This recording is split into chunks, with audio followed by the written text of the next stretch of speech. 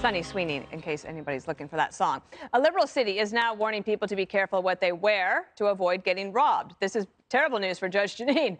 The Los Angeles Police Department saying, quote, what we're asking the public to do with these crime increases is if they're going to wear expensive jewelry or drive high-end cars when leaving restaurants, taverns, and other locations, they need to be mindful of their surroundings and be in well-lit areas. And rising crime isn't just a West Coast problem. New York City Mayor Eric Adams being criticized for consulting with Chicago's Lori Lightfoot on how to deal with it. He probably should have called Ron DeSantis.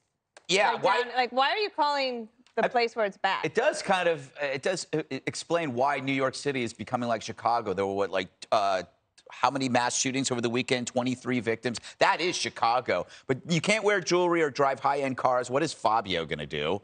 But this is the property version of don't go out in a short skirt, right? Yes. Rather than change criminal behavior through punishment, we the law-abiding must change our behavior. We must limit our freedoms because our political leaders are too scared of the woke that has infiltrated our justice system to actually make a moral stand. The woke left has made the criticism of criminality a sign of racism, which is actually more racist than anything, because when you associate crime with minorities, that's racist. And that is what the hard left progressives have done, and which is why everybody's really scared. It's like, if you actually talk about what's going on in the streets and things that you see to people, people won't join in and talk to you because they're out there. Oh my God, I don't want to offend anybody. Yeah. Crime is now considered, talking about crime is considered like a dog whistle.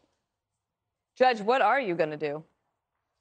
Well, I'm not in a position to do anything about it now, but when I was, nobody would get away with it. You just put these cases in the grand jury. Look, it's called victim blame.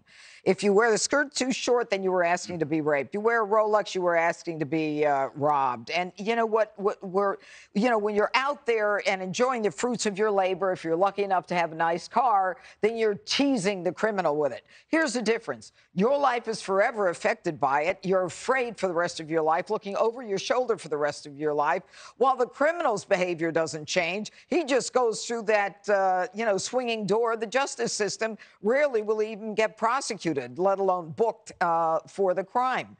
And in the end, there's only one way to handle this, and it's getting rid of no bail, and it's making sure that we get rid of these woke prosecutors who are more interested in criminals than they are in victims. And this is the perfect example. You have people who now have to change their behavior because the criminals are allowed to do whatever they want. But my favorite part of this segment, I was reading about Mayor Adams, our great mayor, right? We're all willing to give him in New York City the benefit of the doubt. So he goes to Lori Lightfoot to find out how to fight crime. I don't know if you've been watching the news for the last 10 years, Chicago's a nightmare, okay? So the reporter says, every time I ask you about violent crime, you say crime is down. This is to Lori Lightfoot. Crime is absolutely not down. Crime in Chicago is up by 34%. She gets angry. And so he says to Lori Lightfoot, there's a 178% increase in carjackings in your city. Lightfoot's response to the question, you're one of the rudest people I've ever met.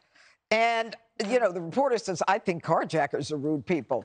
But this is what's happening with woke mayors, with woke judges, woke prosecutors. They have changed the justice system, and they are literally clamping down on us and our rights. Jessica, you've been a lifelong New Yorker. What do you think? I think, having been here many, many years now, almost 40 of them. Well, 2 away from 40. But okay. No. It was a couple weeks ago. You can't call Mayor Adams woke. You just can't. If you've been listening to how he ran, even how he's governing so far, and if you listen to progressives reacting to Mayor Adams, you know that they're not happy with this. This was not the candidate that they wanted. This was more of the tough on crime candidate, actually, that kind of united minority voters and moderate Democrats in the city, liberals who are concerned about carjackings and things like, raiding drugstores and people bringing the windows at Chanel and whatever else that they're going to do. I think that these tips make some sense considering the current environment, but it's obviously not a solution. And it's not something that you can say that this is long-term sustainable, to just say, don't wear the nice things that you worked really hard to get and purchase, or that you have to think twice if you're going to get your kid a nicer car versus, a used car from 15 years ago, et cetera. And I think that these tips for the moment need to be coupled with the real world solutions that you're putting forward. Right, Like, this is how we're changing. I have a friend in Los Angeles, and when he goes out on dates, he will rent a Lamborghini for the night. And he will go get a loaner watch to impress the girl. Is this real? And then he will pick her up, and then he will roll up at some hot spot, and he will get out in the Lambo and the Rollie, and he will flex. And that's what they do in L.A. If you can't do that in L.A., where else are you going to do it? If you're going to pull up in a Buick and a Seiko watch, you might as well be in Des Moines, Iowa. No offense. But L.A. is all about that. L.A. is all about hot cars, nice jewelry, and being fake, or at least appearing successful. Do you even know what people in L.A. do? I have friends in L.A. They have all kinds of money. What do they do? I don't know, but they're constantly impressing me with all of their stuff. Now, if you can't go out and not have to worry about getting jacked, then what are you supposed to be, your own policeman? You're not supposed to be checking your six. You're supposed to be, doing your thing. That's the police officer's job. That's the job of the city leadership. If they're not going to protect you, I mean, how about a tax cut, right? You're paying all this money for them to protect you, so you don't have to protect yourself. Now you're saying you have to protect yourself? Well, give me my money back, because what am I paying all these taxes for? The whole thing is ridiculous. You know what? You know what your buddy should do? What? He should also rent a cop. Rent a cop. And that would show that he's like really, yes. That is a big power move. That is a huge power move. Tell your friend. I will. That's my tip. All right, up next, the media in a frenzy again over Republicans grilling President Biden's Supreme Court nominee.